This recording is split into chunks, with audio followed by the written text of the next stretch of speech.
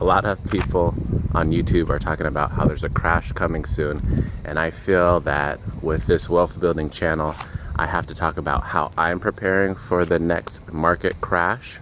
And along with everything else, it's all about mindset. So you could look at the next market crash like this, or you can think of it like this. They've been disrespectful all week. We're gonna put them in their place. The choice is yours. Let's go.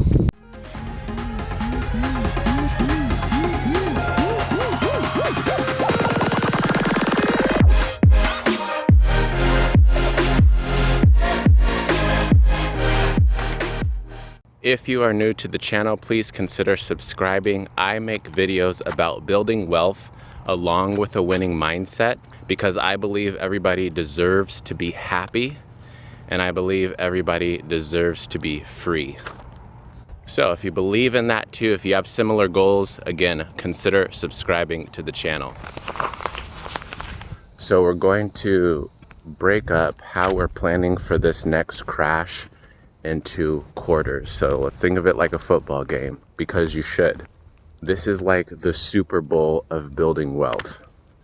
So first quarter, this is before the market crash actually takes place. We got to trim the bush. Hey, I'm up here. Is it trimming the hedge? This is the time where you look at your portfolio, stock by stock, ETF by ETF, and ask yourself, why did I buy into this company? I'm looking at the companies in my portfolio and I'm saying, I don't really remember why I bought into that. I don't have a good reason for holding on to it. So I'm gonna go ahead and sell those positions.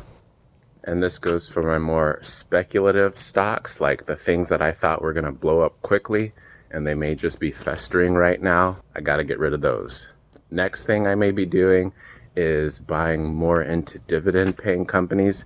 Even if the price of these companies are going down, they're still paying out dividends. I like to only buy dividend paying companies if they are Dividend Aristocrats. These are a group of companies that have been increasing their share price for the last 25 years or more. So even through the last recessions, they were still increasing their dividend payout. These are the stocks that I feel comfortable holding on to during any kind of storm because I'm still getting money and I can always sell when the price is going back up. And you can always Google what dividend paying companies do well in a recession. Buying VXX. So again, if you haven't seen the other videos, the VXX tracks the inverse of the market. So on days the market is bad, VXX does well. I have VXX everywhere. I've got like 10 shares in Robinhood. I have 3 options contracts in Robinhood.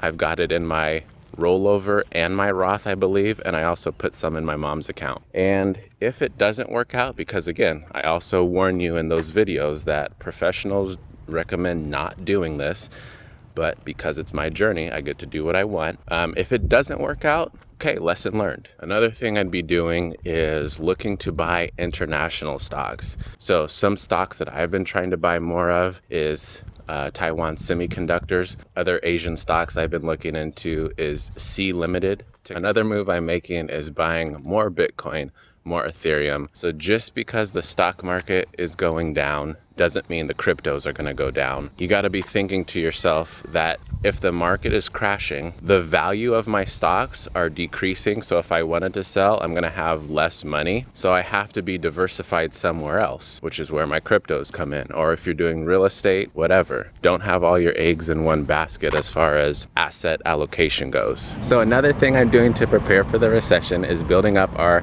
family's emergency funds. I've played this game long enough to know I'm no longer going to be that person where I just hope nothing bad happens. Okay, I want to be prepared for everything. Second quarter, we are now officially in the market crash. Do we freak out? No. All I'm going to be doing is hodling. That means if you haven't heard this before, it's a crypto term.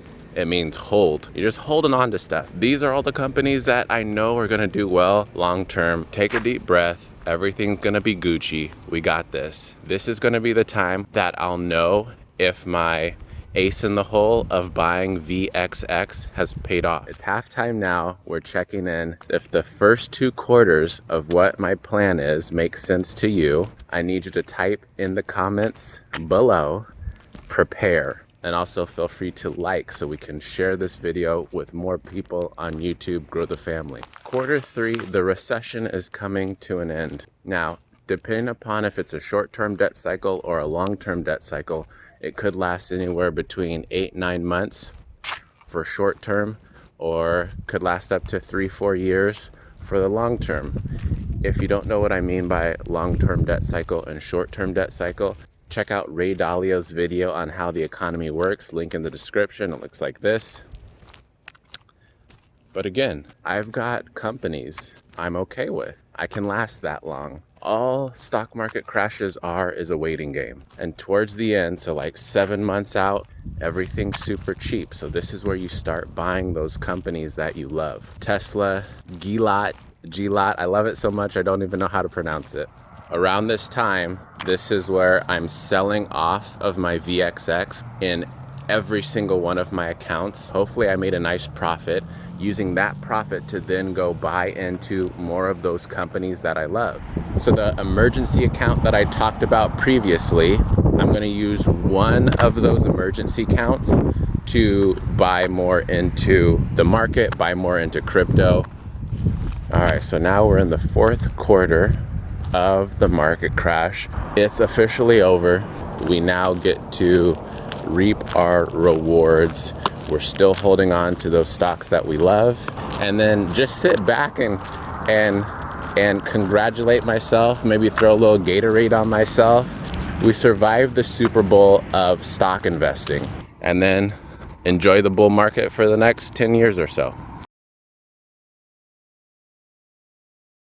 Millionaires are made during recessions. So please believe when I say every one of us has the power to create the future that we want for ourselves. Nobody is coming to save us. We have to do it for us. No matter how scary it is, just take one step forward towards that goal every single day and you can get to where you want. Doesn't matter if it takes 5 years, doesn't matter if it takes 10 years. What matters is that you get to where you want to go. And when you look back on your life, you can say, hey, I accomplished that. Until the next one, folks, take care of yourself. If you wanna reach out to me, you wanna get in touch, DM me on Instagram, I'll respond. Consider joining the Facebook group, Investing for Beginners, positive vibes only. You guys be well and continue to smile because you are beautiful. Peace.